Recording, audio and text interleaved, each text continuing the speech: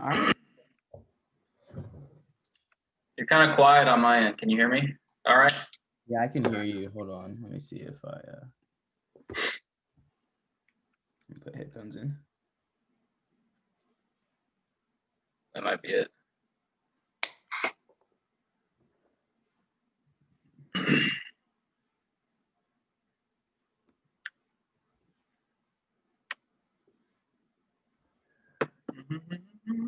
Let me hook these bad boys up. Let's see. Come on here.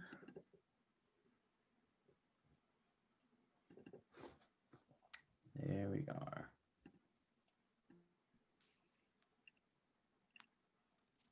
Hear me better now? Yep. Sick. What's good, homie?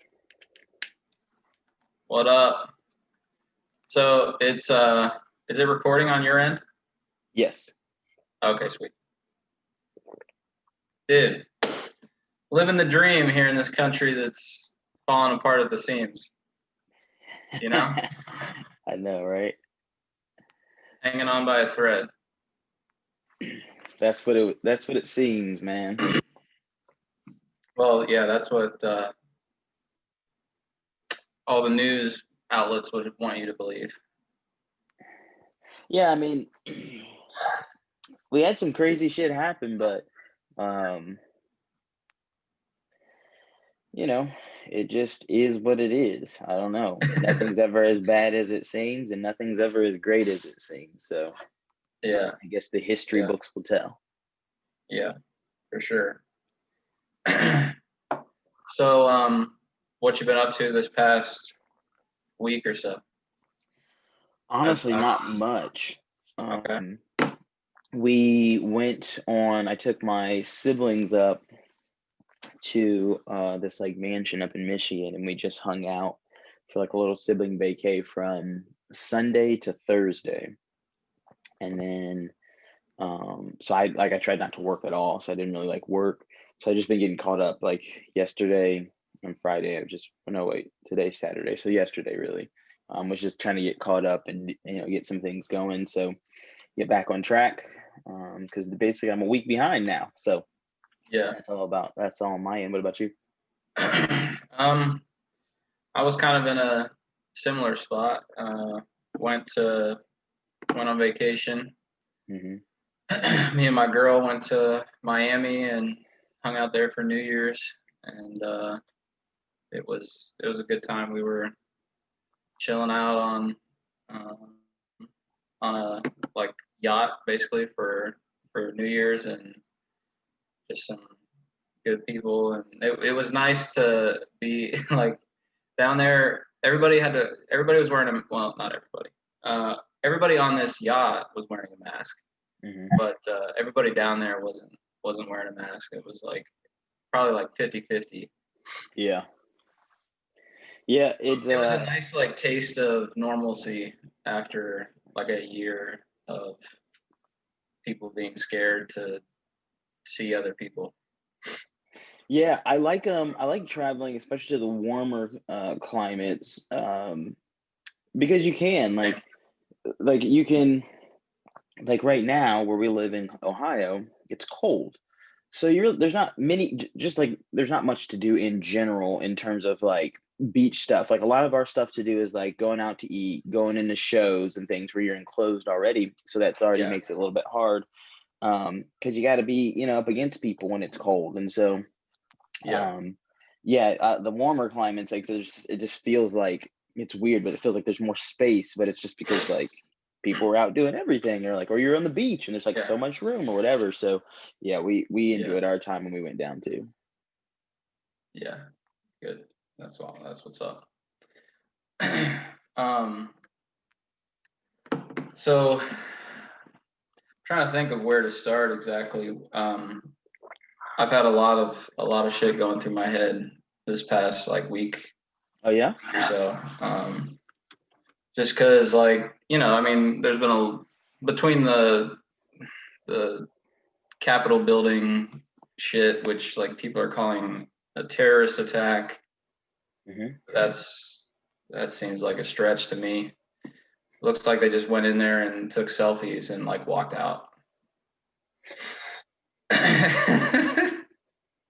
on Pelosi's desk, and then the one dude took the podium. And I mean, like, obviously, like, I saw the video of the woman that got shot and killed.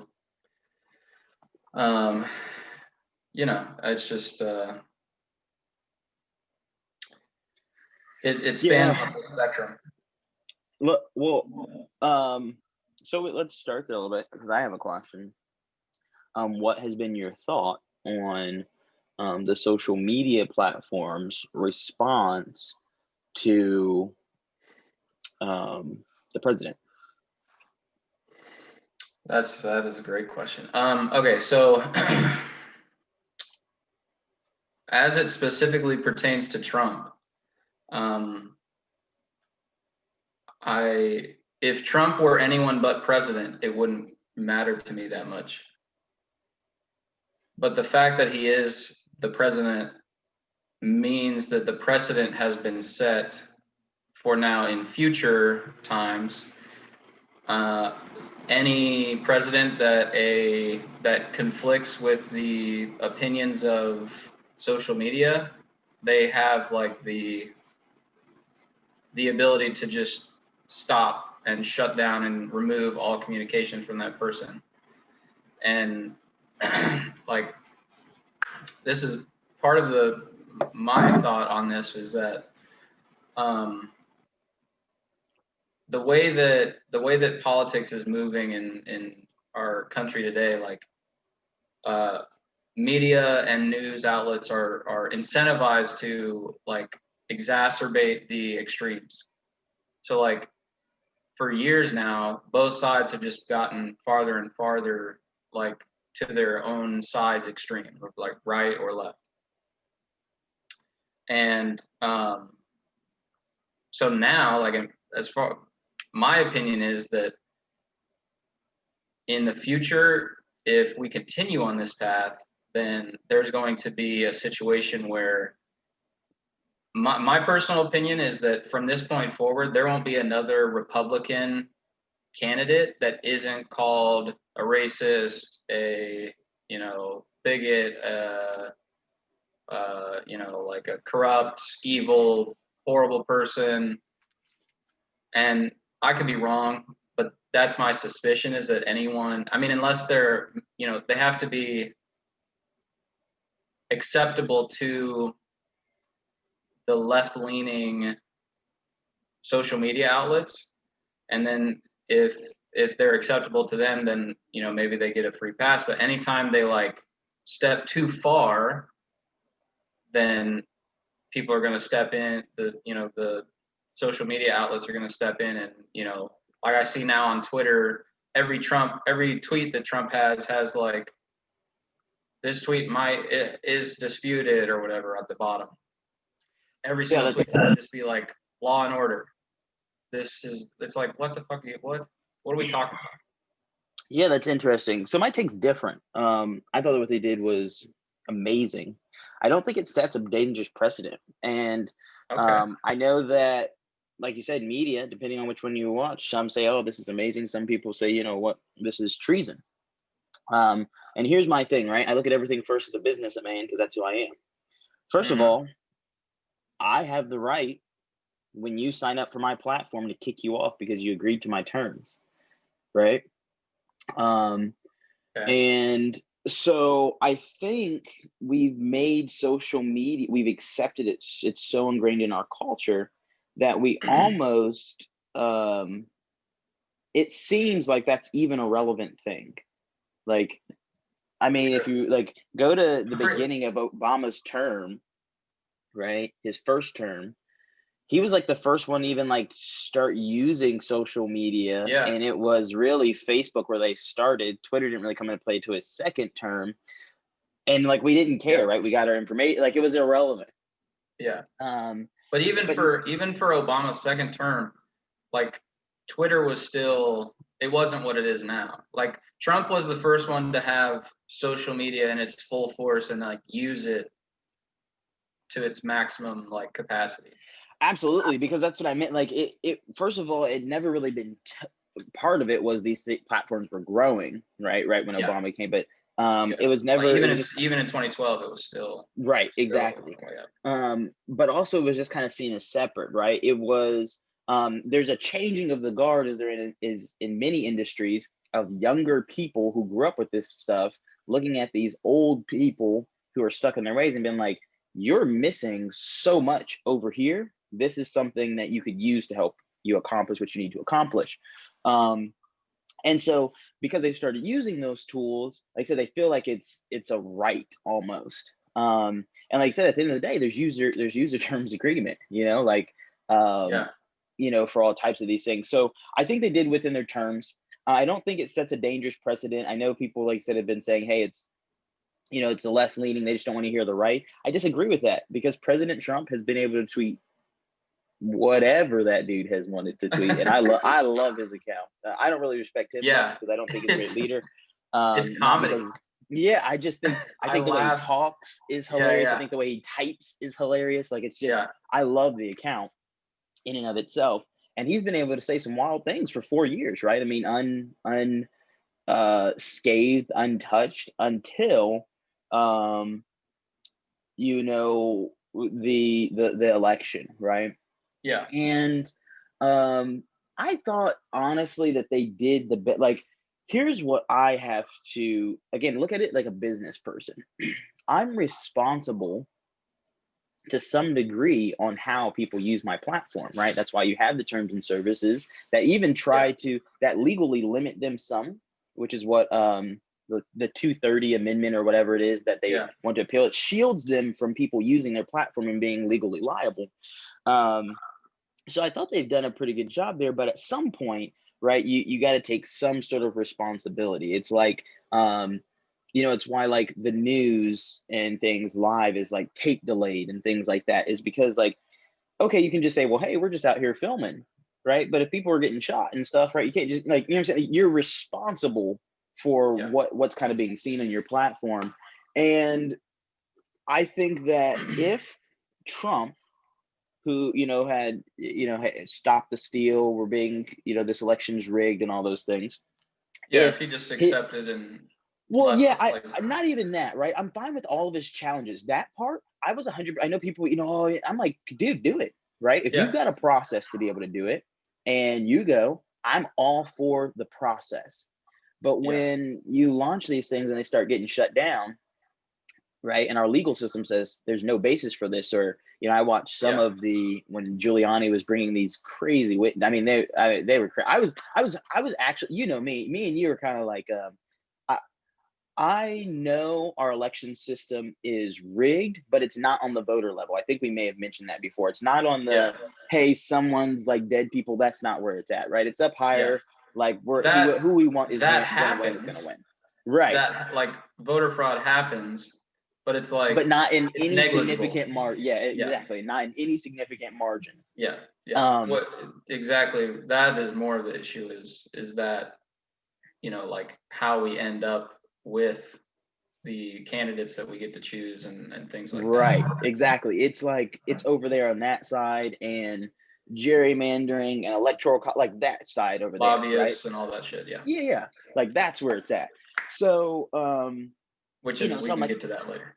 Right. So when they're contesting, if there had been one, dude, there wasn't one, unfortunately for him and his team, that was like, yep, this is it. Here's what happened. Yeah.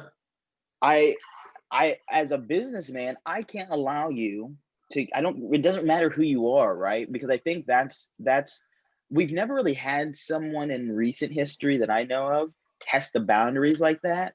But it's like, okay, at some point, the leader of the free world has to be held in check somewhat, because like you said, if it was anyone but the president, they wouldn't be allowed to go unchecked, basically, even if it's just basic, like, hey, your Twitter account suspended, right?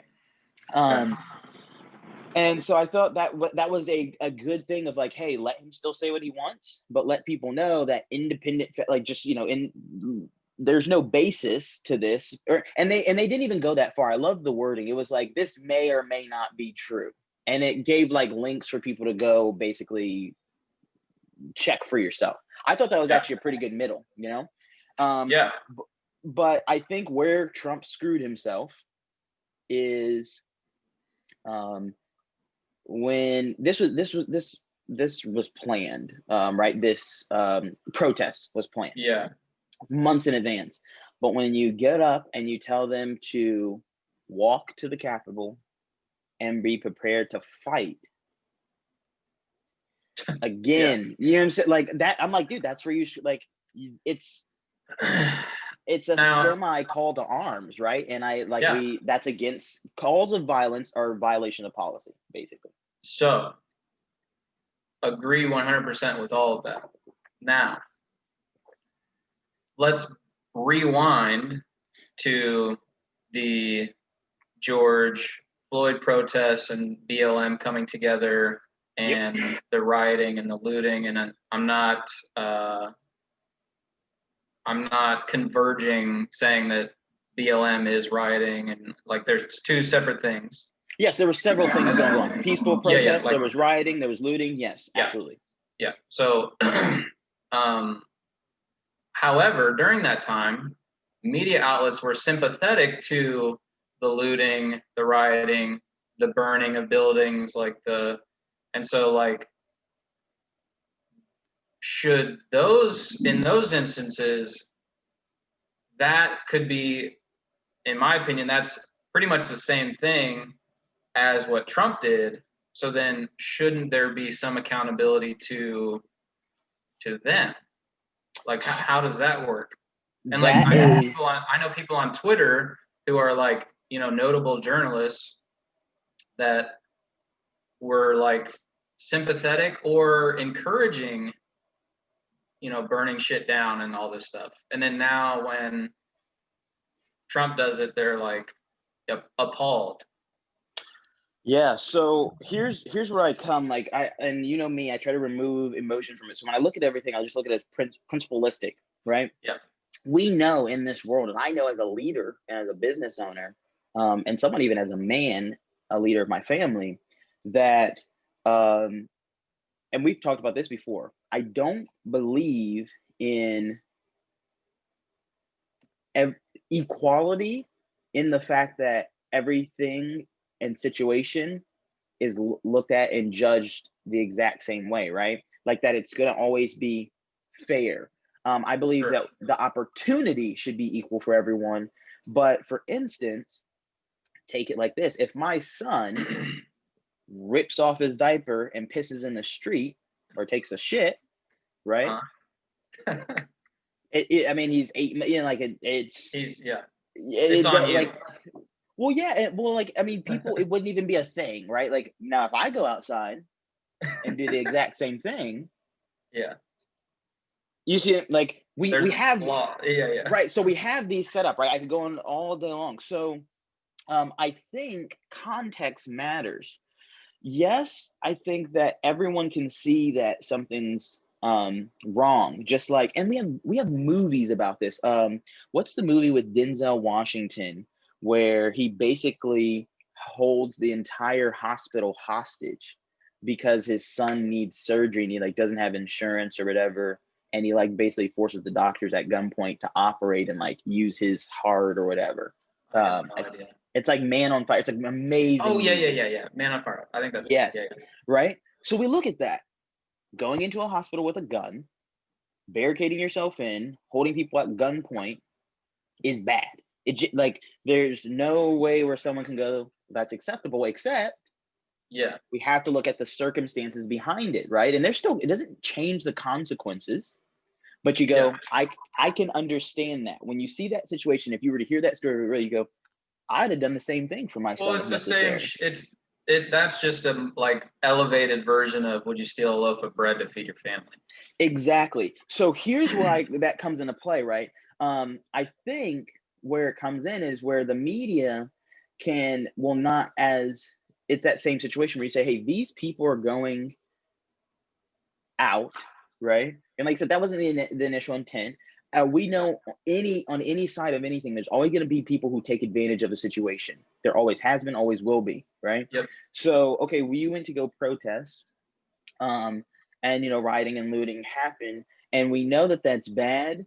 But when I think that the hope and the news outlets was like, hey, let's not try to, like has been done in the past, wash over the reason for this. It's because there's systematic flaws in our policing system that, if you just look at the data, kills its citizens, black or white.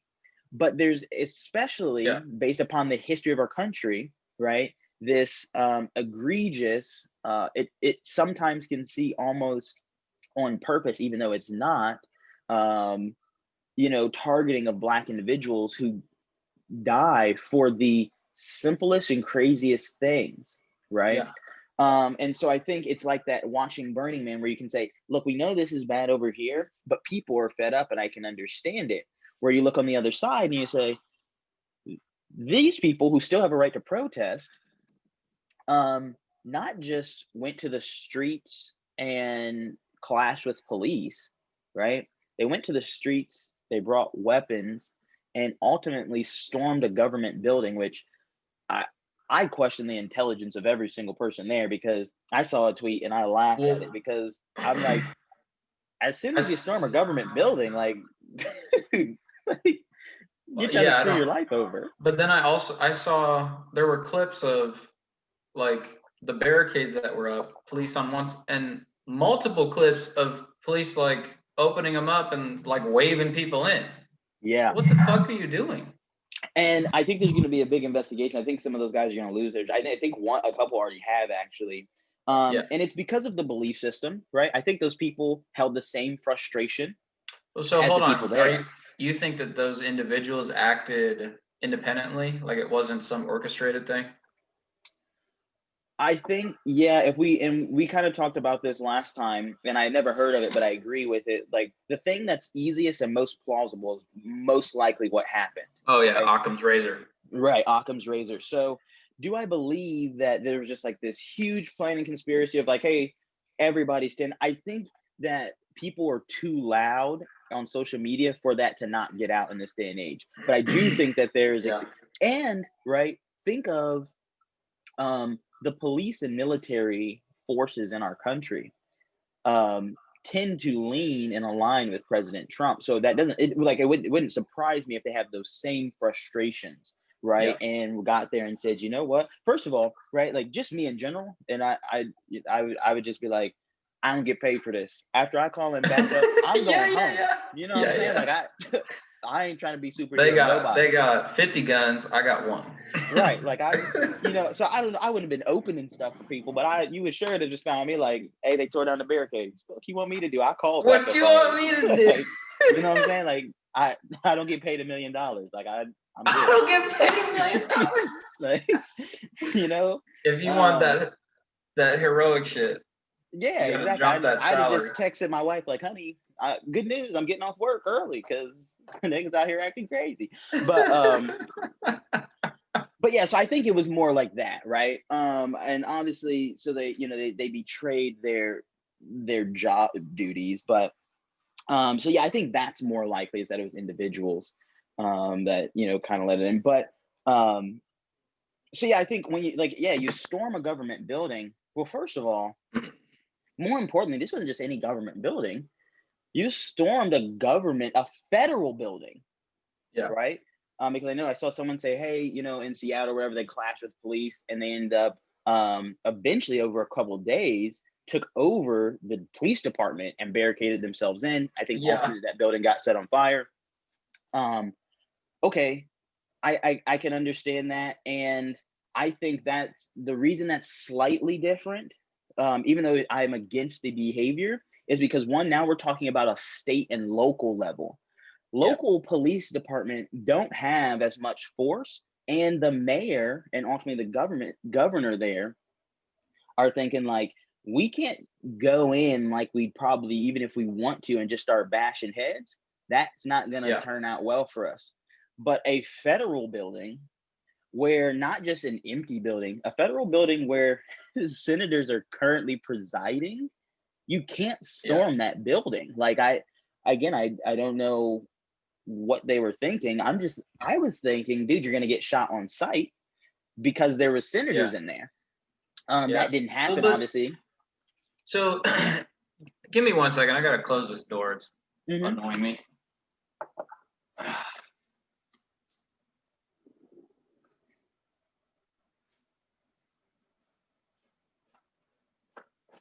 So,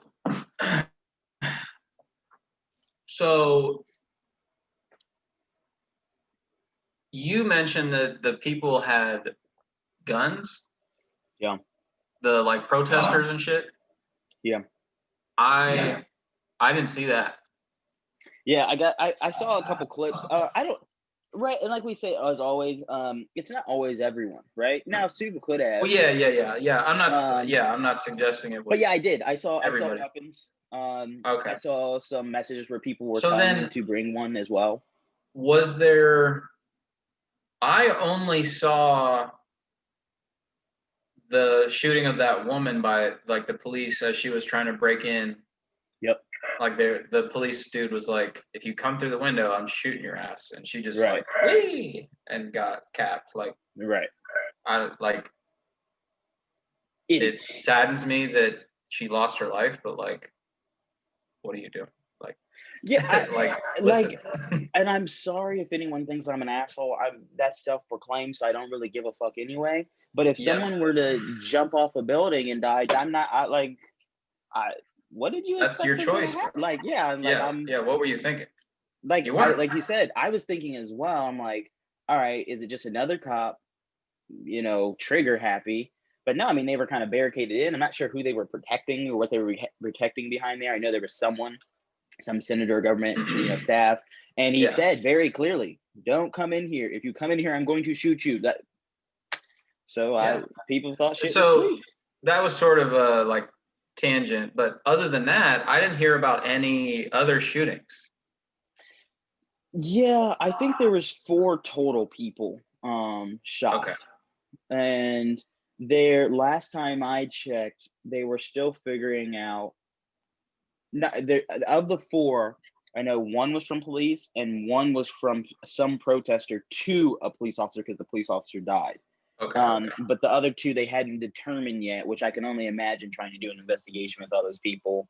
Yeah, because you got to match bullet to get and all that stuff. So, but yeah, I was actually impressed. That's what I'm shocked that it's that little. Like if they were instructed to bring guns, like, whoa. Here's why I'm not surprised, because as much as we've condemned Capitol Police for not trying. First of all, Capitol Police they ain't rolling that deep, right? So like we said, after like calling and letting people know what the situation is, it's above me now, right?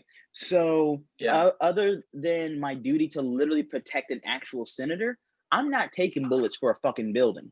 You can miss me on that, right? Yeah. So I think there had been a request for the National Guard, but the only one that could deploy the National Guard in that situation is President Trump, and he was urged to and didn't until way too late because he didn't want to. Yeah. I think it was reported that ultimately, like, Mike Pence, who was obviously in here fleeing, like homie, like they really in here shooting people. Anyway, but yeah, and I think so that's why, right, is that they weren't met with much aggression. Now, if you go on the other side, if we, look at BLM, right, and what happened there were protests, and I mean, not even as planned, like way shorter window as planned here. And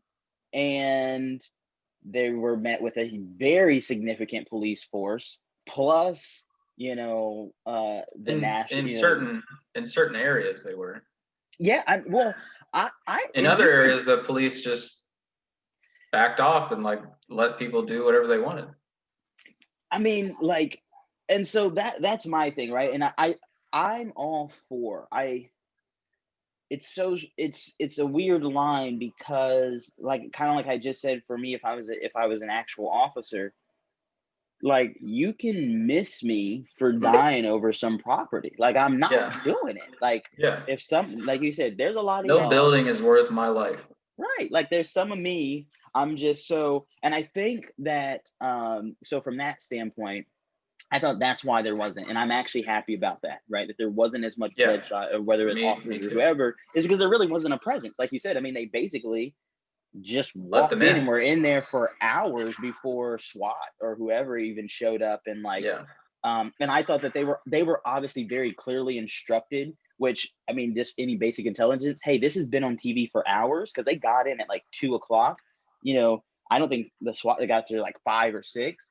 Hey, this has been on. They've been in here for hours. We don't know what's going on, so protect yourselves. But this is also being streamed, so don't go in there and start capping heads, right? Like that's not going to end well for any of us. And so I thought they did a good job of flashbanging and just kind of forcing people out, and things like that. So I was actually happy that there wasn't, even though people were armed. Yeah, because that could have got that could have been Yeah, that would really have been bad. real bad. Yeah. Yep. So does it lessen, or does it change your opinion that they just went in and like sat on people's desks and took pictures and like fucked around for a couple hours and then left? Like, No, I mean, people smash stuff, right? And they, so like, Yeah. like ultimately, like you said, there's nothing to really do in there. So like, yeah. It, it wasn't like, I think that there's this concept that people oftentimes think they're doing more than they're actually doing. And there's that one clip of the lady going around like, we're storming the Capitol, it's going to be a revolution. It's like, you're not revolutionizing anything. You may catch so a federal charge and Yeah. like not be able to get a job now. I saw dumbass, somebody somebody said that's Aunt Tifa. That's funny, actually. Yeah, I was dying. So yeah, I mean, I like you said, I don't think it meant, but like I said, I mean, you trespass on federal, property. So, no, I don't. Like I said, I don't. Sure. No, The I don't think it doesn't change. It doesn't here, change it but for me. Like, here's what I the would. act of doing it is what's messed up. Right, and I know, the CNNs and everything, they just love it. They love that someone died. Oh yeah. Because they could, this fatality, like you can play it up when someone They dies a spin little it. bit. Yeah. Oh yeah. But, I know that they love that happened because they can kind of push a little bit. But my thing is also is like, we can't shrug it off, because imagine just 5 Muslims walking up and entering that building. Like, I mean, it Al Shahir, Ali Akbar, whoever you want to put up there. Yeah. And both sides are gonna go like, oh my, how did they get in? It was domestic terrorism. They stormed, like, where were they gonna, did they have, what were their plans? So I think that, hey, that's fair, right? To call this whatever you want, whether their intent, whether someone was actually terrorized, right? Terrorism doesn't necessarily mean something was blown up. But I think specifically because they were residing in there during it, I think that's the biggest thing, honestly. I think if they had just stormed this building on another day when it was empty, it'd be even less of a story. Yeah. But while they're holding session, it was too much. So I'm going to add another layer in. Mm-hmm. I want to say this without sounding biased, but I'm just gonna say it. So it seems convenient that this happened on the day that big tech was rolling out its censorship, and like that was part of what was being like discussed and voted on in the Senate today, or yesterday, or whatever the hell it was, last week. What do you mean? That's so those discussions that were had about Section 230. Yep. That was part of what was getting decided. It was either on the same day or like shortly, like right around that same time last week. And so that seemed a little convenient to me to have like Trump people on the Senate floor fucking around in the Capitol building while censorship is on the line. And so it's sort of like it makes it easier to palate. It kind of reminds me of in after 9/11, where like we gave away so many freedoms immediately after that because everybody was scared and like everybody was all for it. And so like, does that seem weird to you that coincided? Not as much, and here's why. The 230. I agree, I can't remember. I whatever it's called, this 230, whatever whatever it is, right? Yeah. Has never been an issue, and until President Trump decided, the Twitter guys are mean to me, right? Mark Zuckerberg doesn't like me. Yeah. And people who are just following the president on that, right? And saying, that's how it started, right? Remember, a little while back, they removed some tweets and that's what I meant. I thought they gave him a really long leash, right?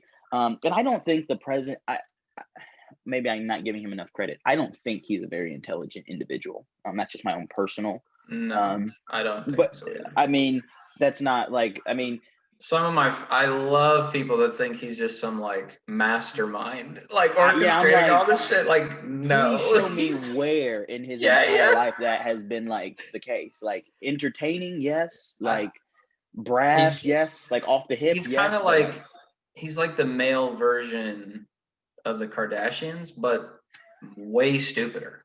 Like the Kardashians are probably like double his IQ. Yeah, they're very calculated. Yeah, I don't think this dude calculates anything. Like No.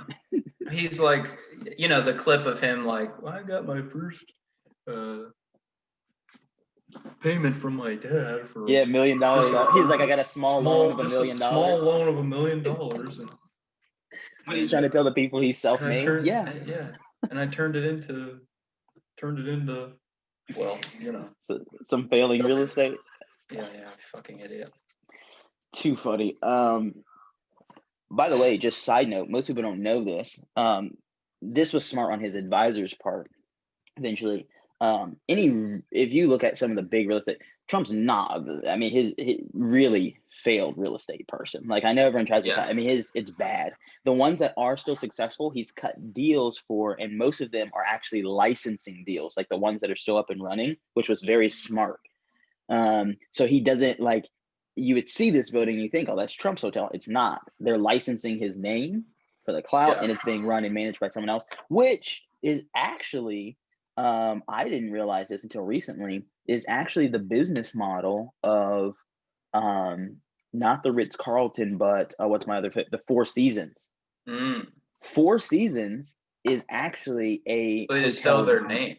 Yes, they're a hotel management company. So what they actually do is they go have someone else put up the money, and then they put their name on it, and they have like I read a whole article from the dude's super smart, because he actually had like a failed deal and he was like, no more. So what people know them for is their service, and so that's what they do, right? They get to bring their people in, they hire and train their people and give this class experience, which is really smart. But anyway, your overhead is like I mean it's like gone. Exactly. A fraction. Profit. Yeah. Which is pretty cool. Wow. But yeah, so I don't think he's a mastermind at all. But like what people don't realize is like if that happens, this is not about censorship, dude. You won't get on social media because they will shut that shit down. You would have to start paying for social media. Censorship would happen if that gets repealed, because then they're legally liable for anything that every single person says. How in the world am I going to be responsible for what someone said, like, at 2:00 in the morning, hey, we're gonna go, and if they go act on it, you're liable as a company. Like they're just going to shut everyone out. I think I saw something like 3% of the country is on Twitter, maybe like 5%, something like that. And of that 5%, only like 1 or 2% actually like make content. The rest just like follow or are bots or like follow, Yep. you know, like shit. So as much as like as powerful and as like influential it feels like it is, it's not. It makes up a small fraction of like the overall opinion of like narrative of the you know the country itself. Yeah, and it feels like that always because of the algorithms that they create, right? So the Yeah. more like you get inundated with what you want to see and things like that, and so everything's saying, like I said, if you're a Debbie Downer, everything you're Yeah. going to think it's. I mean, that's Yeah. kind of social media in general, but like if you lean that way, especially on some political side, like it's just going to go up like that. But like you said, it's Yeah. really overall they're just showing you what you want to see because that's how I create a better user experience. If you're going on, you see shit that you don't like all the time, you're off my platform, which doesn't bode Yeah. well for me as a company. So Yeah. I really wish that there's just like this mindless acceptance from the president's supporters sometimes. Well, President Trump said it, and kind of like we were saying in episodes before, I don't care who it is, unless it's Jesus Christ and he comes down here and I see him ascending from heaven Even and tells then, me something, like and I see him come, like, all right, I'm like, all right, cool, whatever you say, man. I just seen you come all the way down, like, I just you know what I'm saying? even then I'd still be questioning that shit. Like, Right. look, if I see somebody come just like sky, like boom, like I didn't know the sky had elevator doors like that. Like, if I see homie, I'm like, all right, wait, you tell me what you want me to do, Oh like my I don't God. care who it is, woman, whatever it look like. Hey, but outside of that, it's like, yeah, I gotta go question and figure out for myself, even if I support you, in other areas, because the just blind, like, yeah, like the censorship will happen if that's removed. And so Yeah. yeah, I don't know, I think that's, and my thing is funny, it's funny how the narrative changes all the time, because as much as people right now, because of Trump, are trying to say, and some of his Republican allies, yeah, big tech, and this is treason, they want to censor us. The presidency before, they were getting slammed for and being put up lawsuits from the government and things like that for not censoring enough, right? I mean, I've seen, you can go back and look Really? where Facebook has let up, gruesome videos and things like that, or hate speech that Yeah. led to attacks, and they've been called to Congress and say, hey, right? I can't remember exactly the case. There's been a couple ones where they're asking, hey, how does Facebook moderate content? And and Facebook triple its workforce, which these poor people, I hope that they give them psychologists. Facebook, because the algorithm can only catch so much, has a team of hundreds of people that actually review content. Like, you think maybe you see something that's gruesome, there's so much more. They review like thousands of pieces, like an individual review thousands of pieces of content in a work period. That's just like a cat getting murdered or someone get like, and they have to literally watch it and decide whether it's able to be pushed or not. And they had to triple that because they weren't censoring enough, right? And so now it's on Well, the and other that, side. I wonder if that, like, I didn't know about that. I'm Mhm. wondering if that's just because like the It's because Obama didn't come out and make it a big deal. yeah. You know what I'm saying? Like, And the that's news what's outlets different. didn't like, it wasn't a huge deal to any news. Trump has been so polarizing, and the media outlets on both sides are so obsessed with him because of the ratings, right? Yeah. Like, watch times have gone up for them since which was in danger, by the way. All news outlets should thank President Trump. I don't care what side they're on, because they were in danger of people basically just coming obsolete.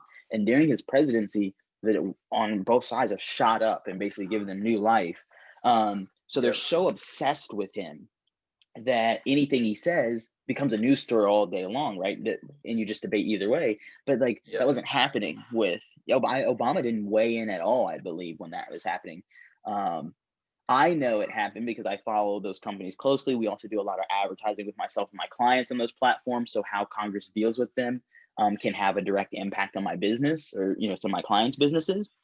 And so I watch some of those things. But it's funny to me that, like I said, on the other side, they weren't like, they were being kind of getting in trouble for not censoring, and basically they were taking the like, hey, like we kind of let people do what they want. We try not to. And then, right, even with the whole President Trump getting elected, that was the thing. They got in trouble, all of them, specifically Facebook, for, hey, how can people just come? How can Russia just come and post things that aren't true?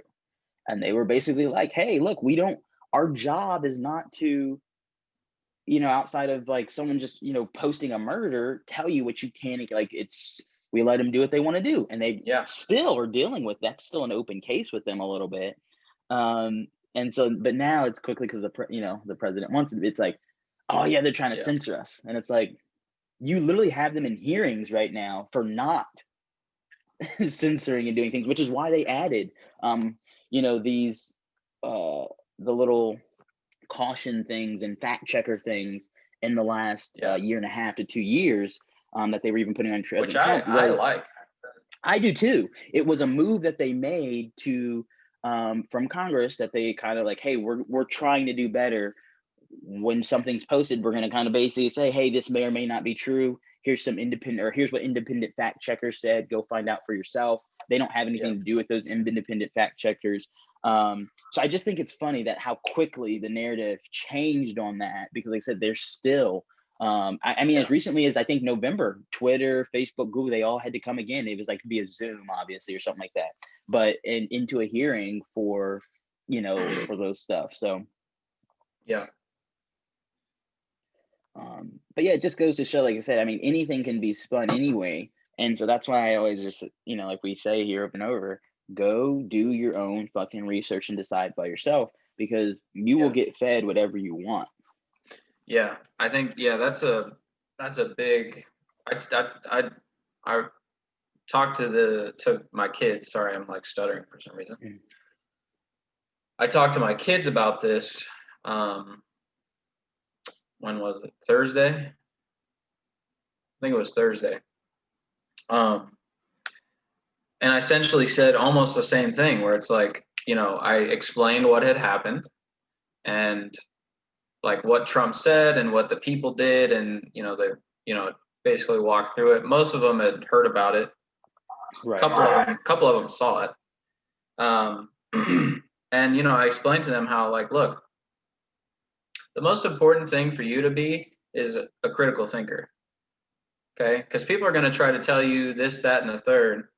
And if you are easily swayed, and they can just say, oh, this is what it is, and you go, oh yeah, that's it, and you don't think twice about it, that person is going to take advantage of you. So you need to be a person that is able to take this person's facts and this person and this other person and maybe even a few more, take opinions and facts on the situation, and then create your own understanding, create your own opinion and thought on the situation, and then move forward from there.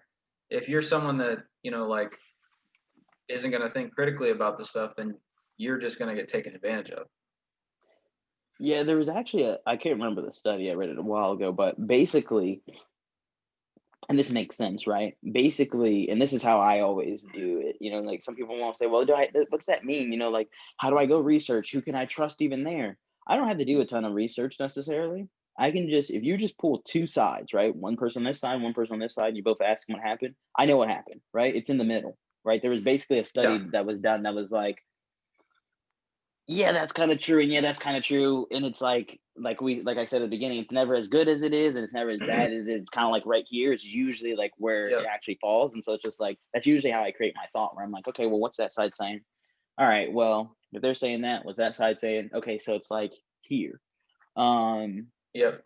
And that's a kind of a tactic for people to use if they just want to kind of start to create their own independent thought of it.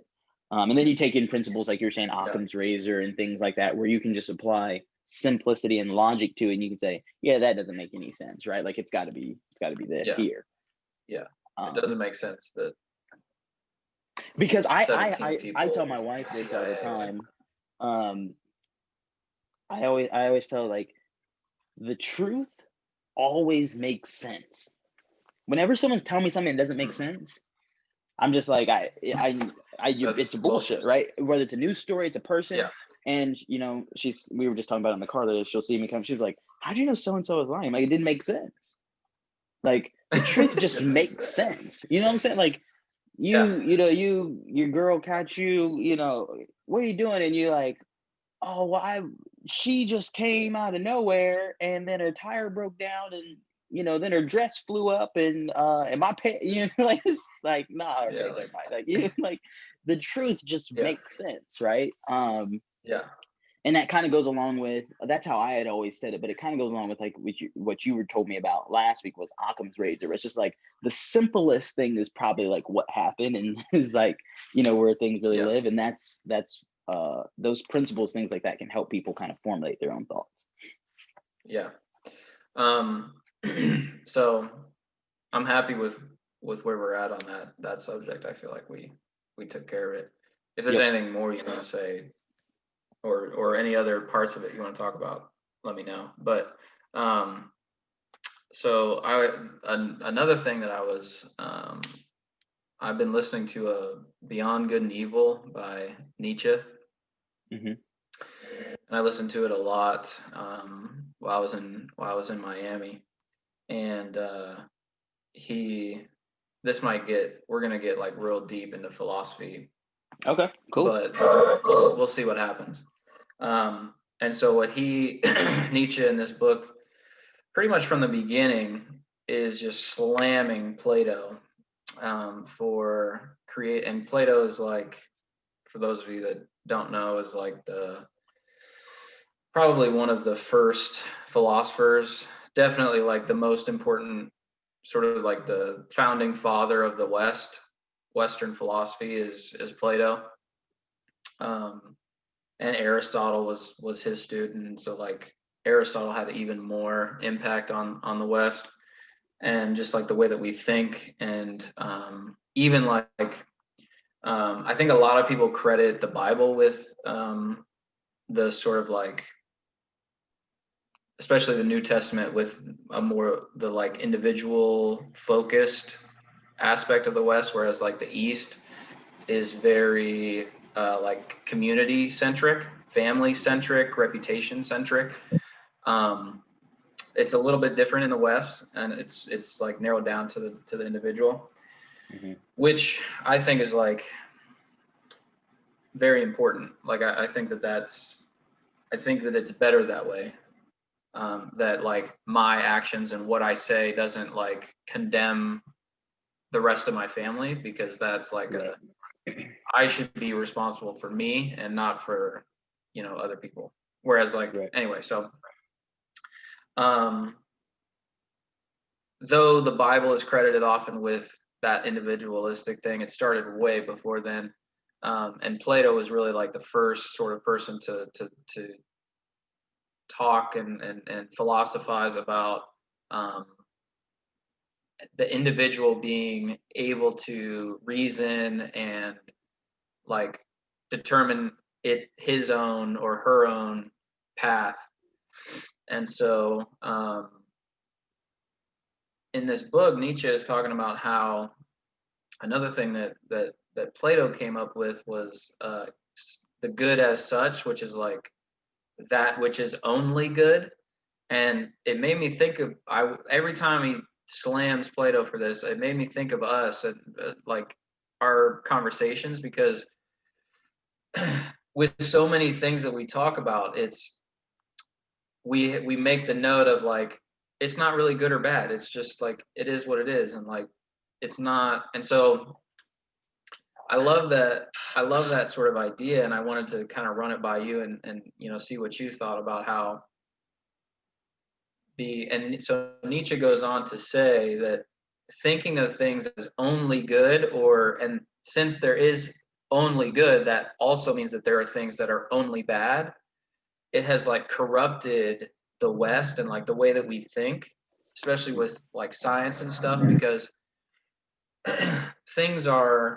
people think about things as, oh, it's good. Like the automobile, invention of the car is good. Mm-hmm.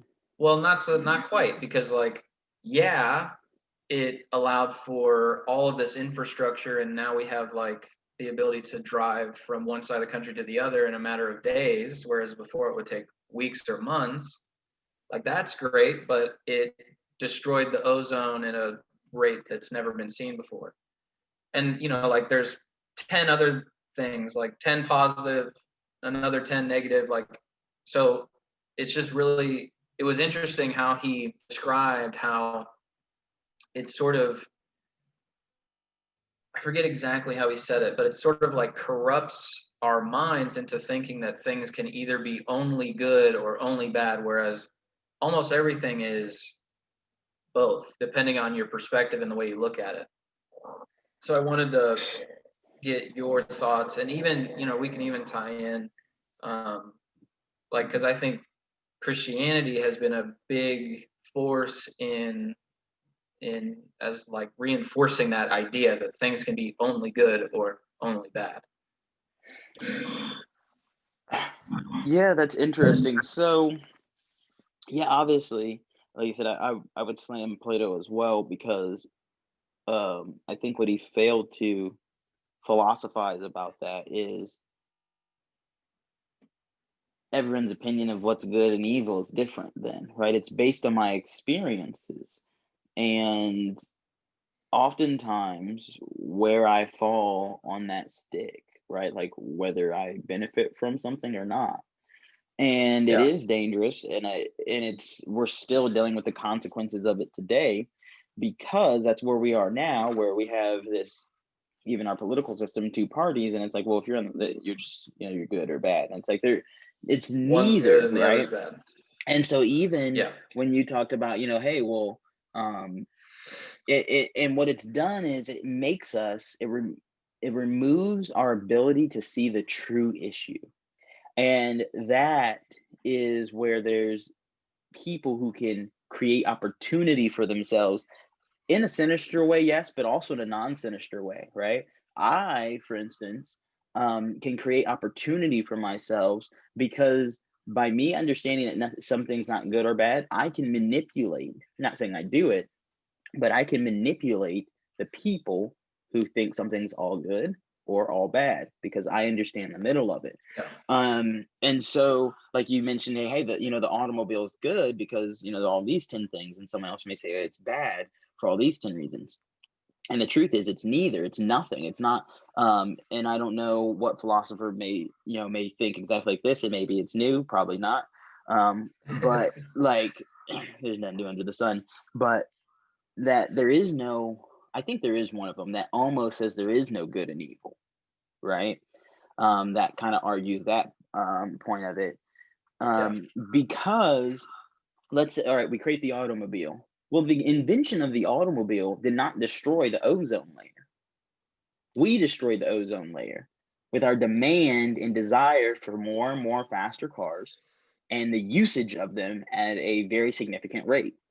Yeah. Those actions, the automobile in and of itself, the creation, invention of it, is just there. Yeah. We're the cause. And there was also a period of time where no one knew. I mean, like, that's what I'm sure maybe someone thought it might affect the atmosphere to some degree, but I don't know that anyone, I got to change my blinds here in a second. I don't know that anyone knew for sure that it was like to the extent that it was. And so, like, for the period of time where things were. Yeah, exactly. Right. Exactly. And the reason that you couldn't have is like exactly what we're just saying, is because the automobile is not the cause. So when I'm inventing the automobile, right, like that's like when there was the invention of these tools, the social media, even their creators didn't think that what they are now is what they were going to be. That's like, you can't, because humans are the unknown factor of it, how we use a tool. A fork in some person's hand is a deadly weapon. It's not the fork's fault, right? Very similar to the conversation around guns now. Guns are bad. Guns this. The gun has been around for many years. The gun is not the issue. It's the individual, but we get focused on if guns are good or bad, right? Well, because you two are focused on that, I can manipulate that now. Yeah, and one of the biggest like changes in my head was about money. Was understanding money is like it's like we discussed, it's an agreed upon thing within our country. Like it's not good, it's not bad, it's a tool.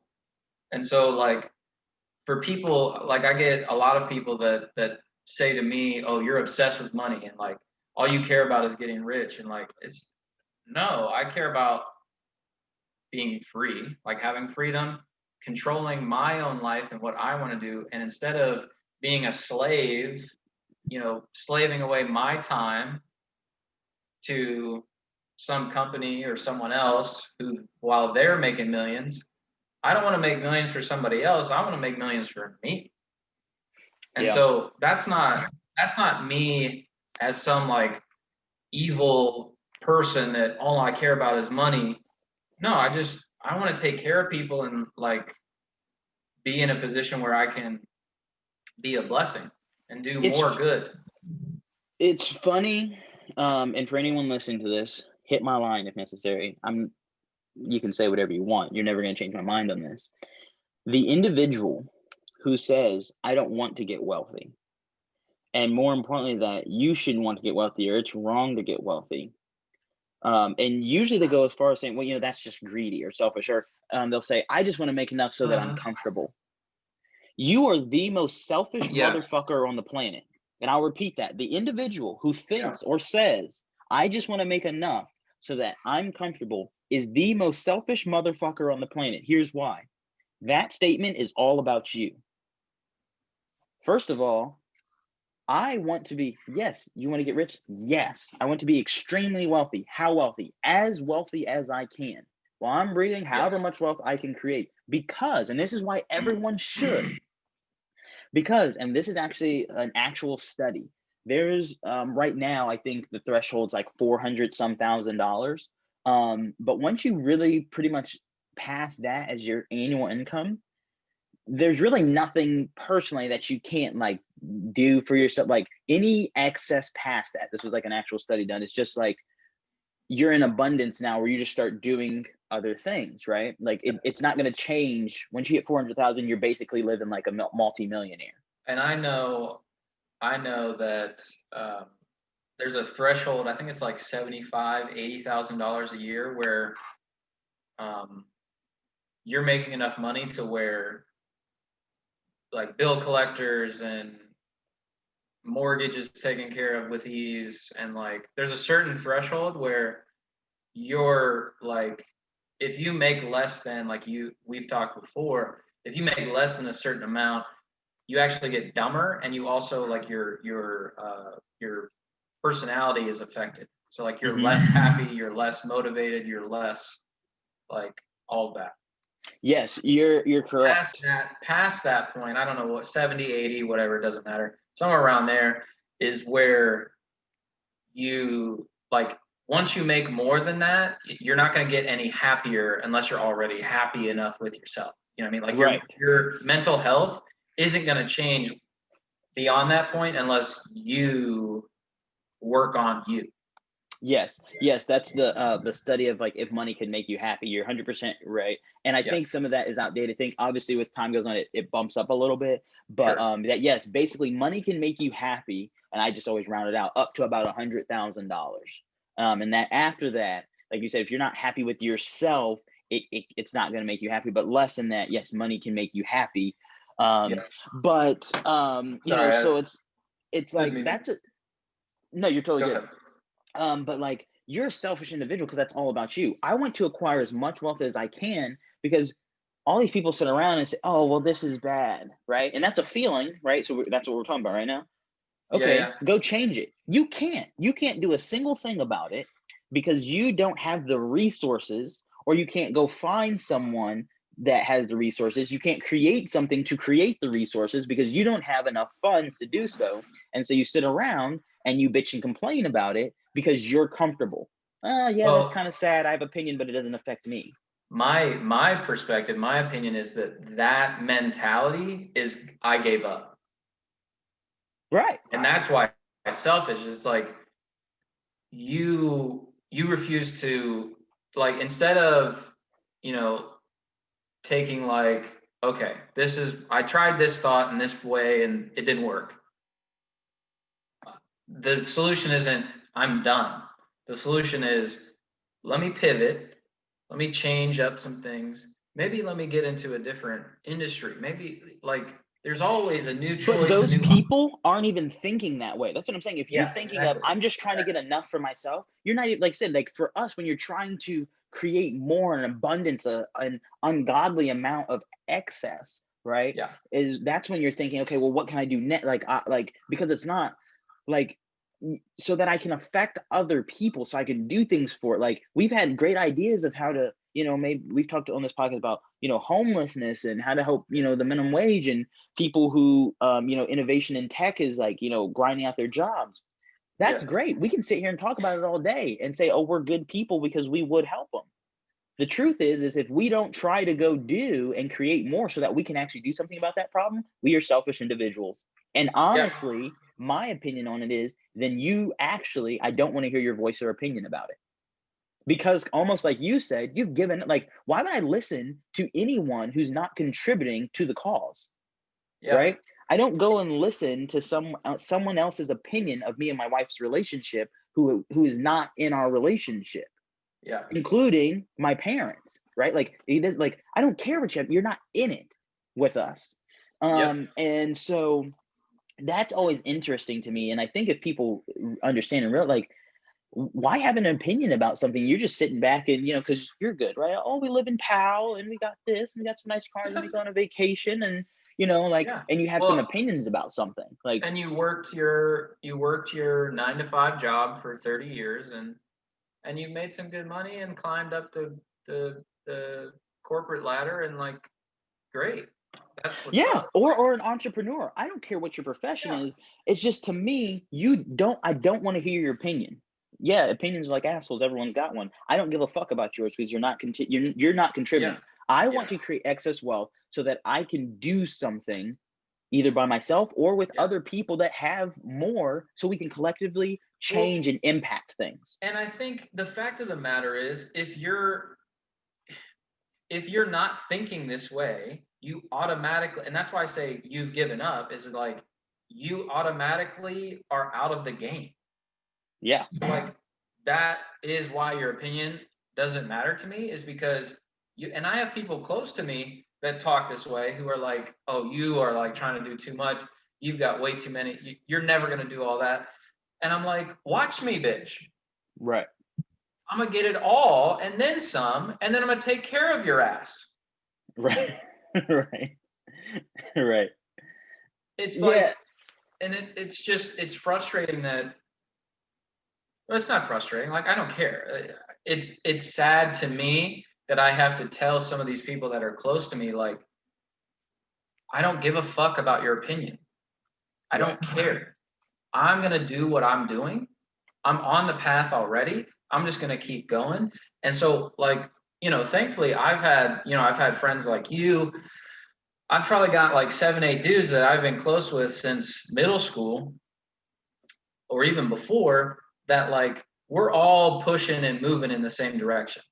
It's all for excess so that we can, and, like, I know most of my friends, their parents are straight. Like, they don't have to, their family, they don't have to take care of nobody. And, like, not that I have to take care of mine, but, like, there's the desire to, and frankly, it could help them a lot if, like, someone came around and dropped 500 thou on the plate in 10 years. Right. Like, that's just the reality. And so that's my goal. That's where I'm headed. That's where I'm trying to be. And if you're a person that's not on that same wavelength, that's not pushing me and pushing me forward, then I don't care about your opinion. Your opinion's irrelevant because you already gave up. So bye.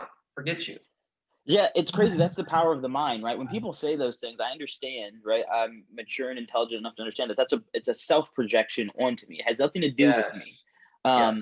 Like, no, you can't. Yes. I can. You can't. And Yeah. it's not. And then people go, well, because they get like, that goes back to the thinking you have some special gene. I don't have any special gene. You can't because you just said you can't. Like you said, you've taken yourself out of the game already, so you can't do it. Genesis fucking 1, bro. God spoke shit into existence. We are made in the image of God, so why in the world can we not speak things into existence? We have the power to, actually. It's the most underutilized talent that human beings have. And it's, it goes even back further than that. Like it's something that's timeless within mankind, that like we can speak things and make them real. You know what's interesting about that? Because I never really thought about it until now, but I'm not a huge woo-woo person. That's what we call them, right? It's just like the beliefs we're gonna manifest, right? Like, like all that stuff. I'm not like that's what the entrepreneurs we like call it. Yeah. But it's very interesting that when you talk about, like, we can speak things into existence. But here's why I don't like the woo-woo people a lot of times. I love that you brought that up. It says God spoke things into existence, and then the next verse says he created. You have to also do some type of fucking action with your fucking woo-woo. I'm going to speak this in existence. People say I speak things in existence, and I'm just going to meditate for 3 hours, and some shit's going to come to me. Now you better get your ass up and start doing some shit, because, like you said, that's our ability. That is why we have dominion over this planet. We are the only thing that can create. Yeah. Well, when it comes down to it, if you sit around and do nothing, everything around you falls apart. Yeah. Physically and metaphysically. Relationships, your house, all of the above falls apart. If you sit around and if you want to meditate for 12 hours a day, like nothing is going to get better. So the key part is that, like you said, it's the tying in the action with the mentality, with the speaking it, then working at it, going for it, pairing that action with it. And that's, like, to sort of sweep in some of our like political situation, like John Locke talked about how pairing your work with something makes it yours. And like that was one of the fundamental things that made America, that influenced the American government and economy. And like and it just makes sense to all of us. Like if I go and work and I do something, like it could, like if I go pick an apple tree and I get all the apples, those apples are mine. Unless I've agreed to some other thing where like I get paid to pick the apples so that this other person can get the apples. Like that's just, it makes sense to us, but that wasn't like standard before our country. Maybe before the country, but like not until Locke spelled it out that way. And so thankfully we live in a country where, and I have friends down in Miami that are from Cuba. And oh my God, they have a lot of insight about like how communist and like Marxist ideas can tear apart a society. And, he's telling me about how for weeks the toilet wouldn't flush, no water, like, and this was at the peak of Cuba as its, like power. Toilet wouldn't flush, food was scarce, they had to eat grains off of like that fell off of trucks and shit. Is that like, it's just unfathomable stuff happens when a society falls apart and like buys into those sort of ideas. And so thankfully we live in a place where we even have the ability to chase this excess, and it's actually possible. And that is like, that's all I need. I'm given, and like, let's say I was in Russia or China or some shit, like I still figure it out. Cause I will not be held down. Mm-hmm. And it's just like a personal vendetta, maybe not vendetta. It's just a personal desire that you push and you go and you figure it out. And there isn't like, oh, well, I didn't think of that, so I guess I'm screwed now. It's over. No, it's like next thing, new thing. Right. Yeah, and I want to be clear too, because I thought of another thing. There's several verses in the Bible actually where our commandment is to be fruitful and multiply, and people quote that verse a lot of times and they think it's just about seed, right? Seeding the earth, because that's it's also the parable about the talents. Same thing. If you take care of yourself, if you bury your shit in a bank, you're not helping them, nobody. But if you take your talents or your money and you double it, right. So that, like, that same verse, exactly, like, be fruitful and multiply. People just, they're like, oh yeah, and it thinks it's about, usually it's like talked about like with marriages and things like that. No. The multiply part, yes, it did have to do with children, but before that it says be fruitful, right? Like produce, like, if your harvest, like, oh, we had a fruitful heart, like create, like like that's like the command for us to like go do that. It also, I think Abraham is like one of the first places we see in the Bible where the Bible talks about him being wealthy. It doesn't just say he's wealthy, it says us how wealthy. It says very wealthy. And then it goes in and talks about what he was wealthy with. Right. And so that's the other thing I want to make clear here as well. Yes, we're talking about money right now, but we've also talked about how, or at least I know I had, like, cash is trash. Right. Yeah. I don't want cash just to hold it. I just want cash so that I can go create and do other things with that cash, because the cash itself means absolutely nothing. Cash will never be worth more today, will never be worth more tomorrow than it is today. Right. And if you guys can understand that, you will start thinking differently about what you're doing with your money. So other people just try to hold and put it. Say that again. Say that again and say it slowly, because that's big. All the people who are trying to hoard their money and like save it are misinformed and not thinking about it, because cash will never be worth more tomorrow than it is today. Never. It's never happened in the history of the world, and it never will be. Well, that means is the little number on the joint. It doesn't exactly change. It only decreases in value. Holding cash, that's the only thing money can do. It doesn't like it will never be worth more tomorrow than it is today. So I'm trying to collect cash so I can get rid of the cash, so I can create impact for things, or create, like, for yourself, create other assets, that, and things like that. But but it tells us how wealthy he was. And so it talks about how he had gold and cattle and this and all these other things.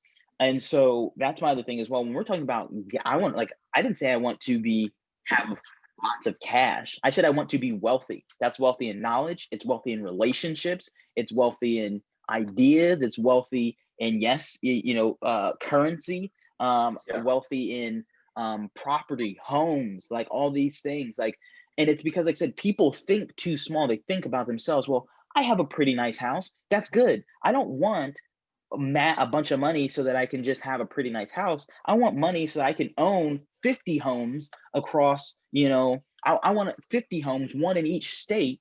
And I want a mansion so that I can have homeless people live in it and it's just paid for. Yeah. Right? You're thinking too fucking small. You're only worried about your fucking self. And so, and to me, like I said, it's almost a commandment for me, right? And I'm not sure if I've shared this here before. I believe that, and I've had so many people agree with me on this, even atheists. I believe that we all have some sort of unique gift, talent, knowledge, or expertise. Doesn't matter. You can decide who gave it to you: the universe, God, Buddha, whoever, right? Yeah. I obviously believe Jesus, that was given to us because I'm created in the image of God. And so I got some of those things. But so we all have that. And I ask people if they believe that. And most people say, yeah, I believe that.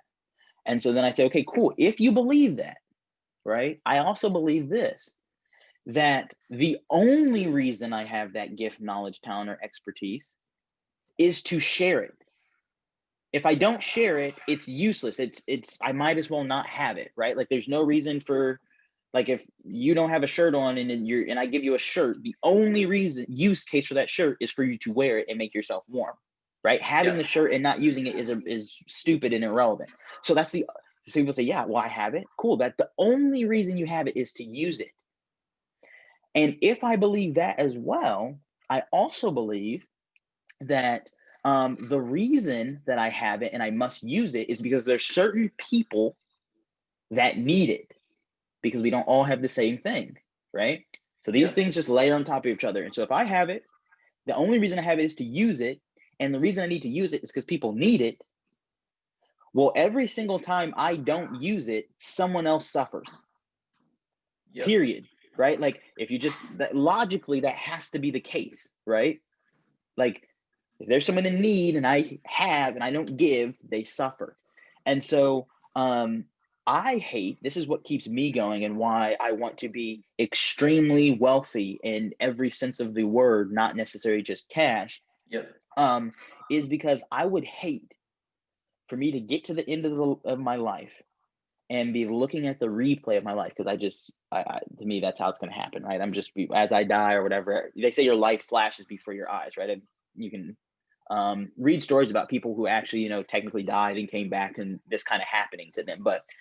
And I'd hate, but for that to happen and I get to the gates of heaven for me and, God to say, hey, this is all the amazing things you've done, right? And then flip over this other book that's like 10 times bigger than the book of all the good things I did and say, here's all the people you could have helped, but you were too fucking selfish to use the gifts and talents and knowledge and expertise that I gave you. And so these people didn't live the same quality of life that they were supposed to live because you were too fucking selfish. That to me is such a scary thought.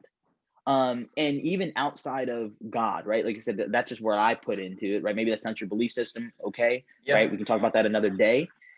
Just the weight of that I have the ability, and I know because I've done it for clients and in the business, to improve someone's quality of life in any type of way. And that I didn't do it and that they now suffer as a result of it makes me sick. Like, I just can't imagine it. And people may say, hey, that's big, that's heavy, you're not supposed to, hold that. That's not true. If they don't get it from you, they'll get it from someone else. That's not true. And I can prove it. You and I can say the exact same thing to people and someone's going to resonate and hear it from you and another person's not, right? And another person's going to hear it and resonate with me and another person's not. The exact same thing. Well, you can, because some people are just our people. I think a great example of this is like music. There's certain songs that I will listen to like in one frame of mind, feeling one type of way, and I like get that like some thought pops into my head, and then I'll listen to that same song 6 months later, and a completely different, like for the same exact lyrics or the same beat, I feel something, but it's a completely different thought, completely different feeling. Right. And so like there's timing to all of this that and it's overwhelming. It can be overwhelming to think in this way. But if you understand some of the like fundamental precepts of how like the world and human nature works, it's not really all that crazy because you see it in everything. Right. So it's not what you said is spot on. Like and whether it's God or whatever, to me that I don't want to be 50, let alone like 60, 70, 80. I don't want to be 20 years from now and be like,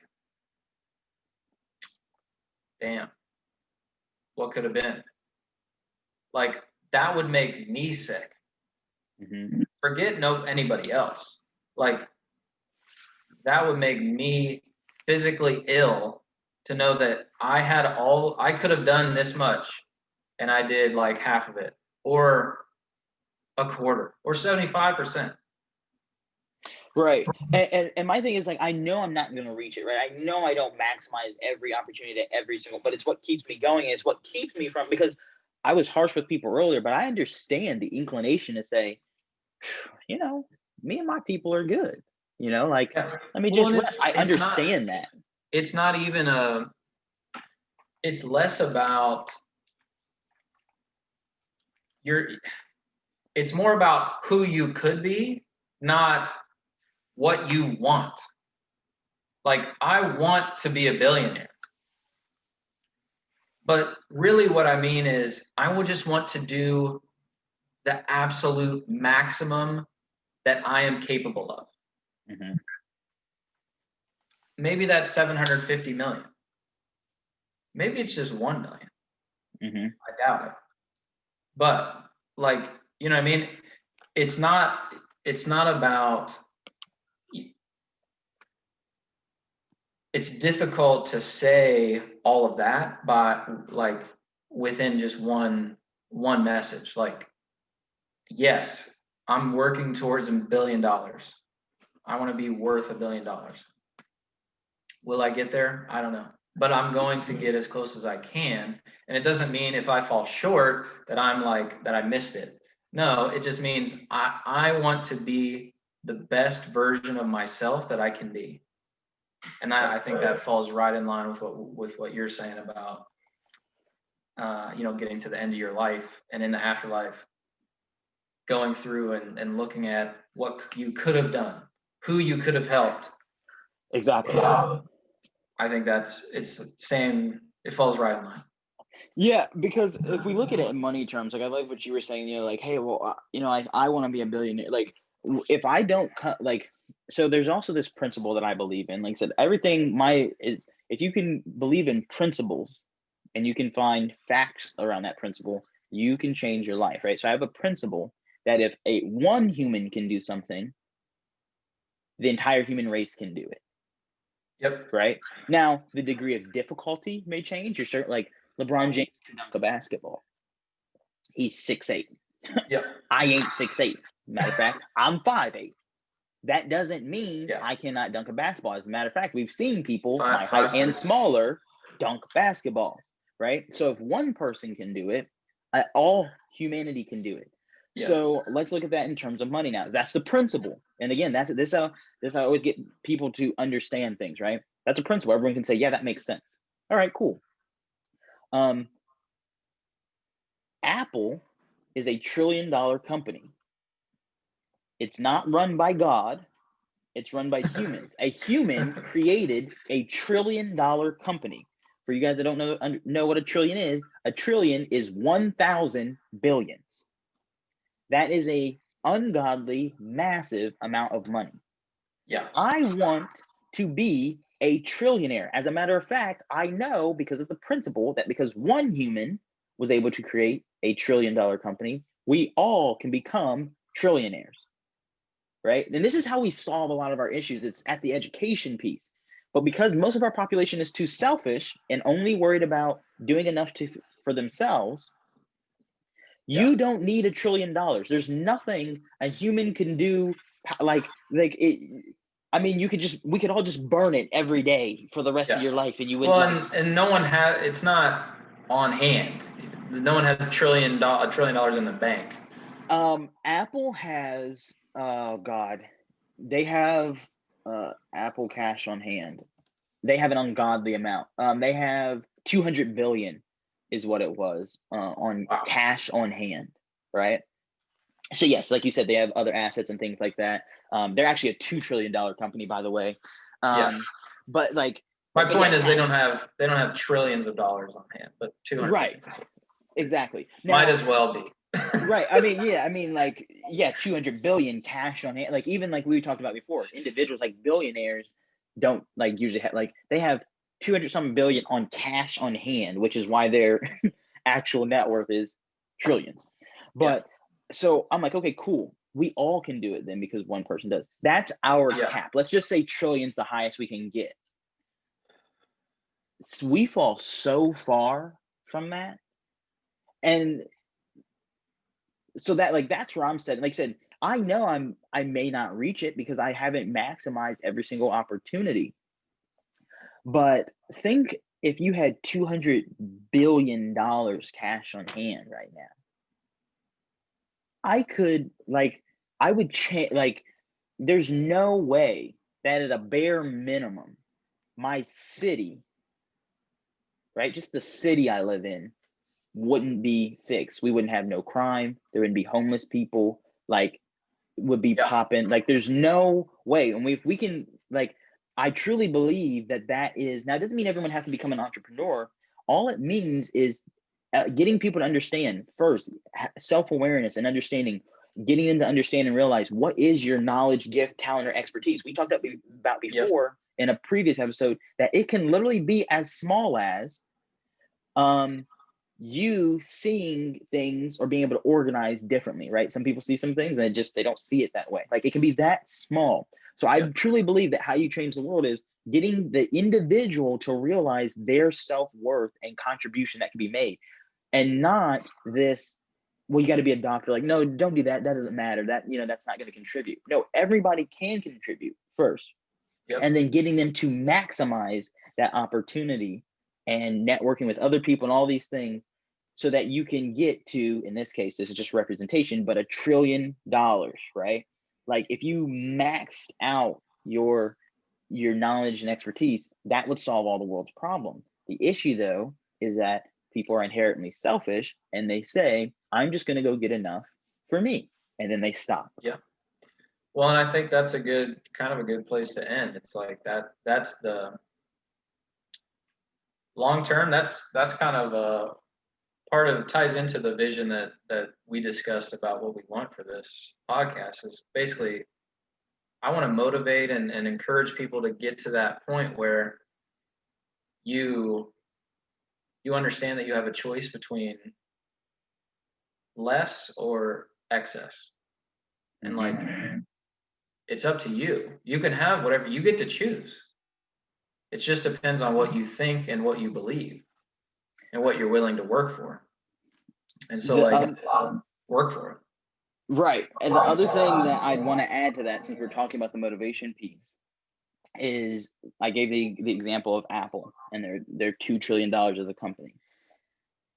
There's a threshold that you cross where, as I'm going, Apple's not $1 trillion company because of one man.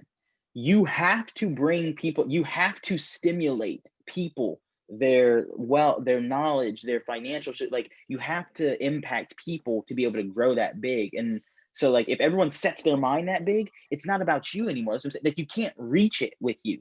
Like, you want to be a billionaire, you're never going to be a billionaire by yourself. It's impossible.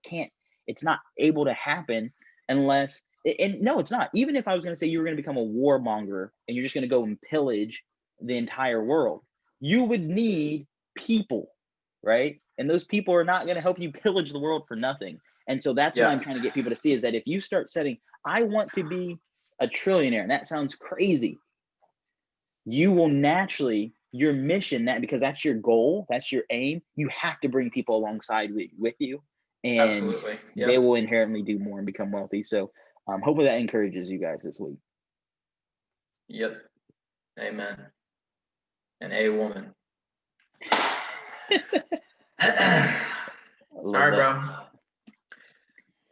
All right, brother. I'm good. You good? Yes. I know you said 10:30, so I want to. Yeah, I have a coaching call at 11, so I still got a buffer. Okay. I put myself at 10:30. Cool. Can you? My recording got messed up. Can you? Once it's done or whatever on your end, can you send it to me, please? Yep. I'll shoot you the link. It'll probably take like 10, 15 minutes, but yeah, I'll shoot you. Yeah, that's cool. Cool. All right, bro. All right, man. I appreciate you. Peace. See you next week.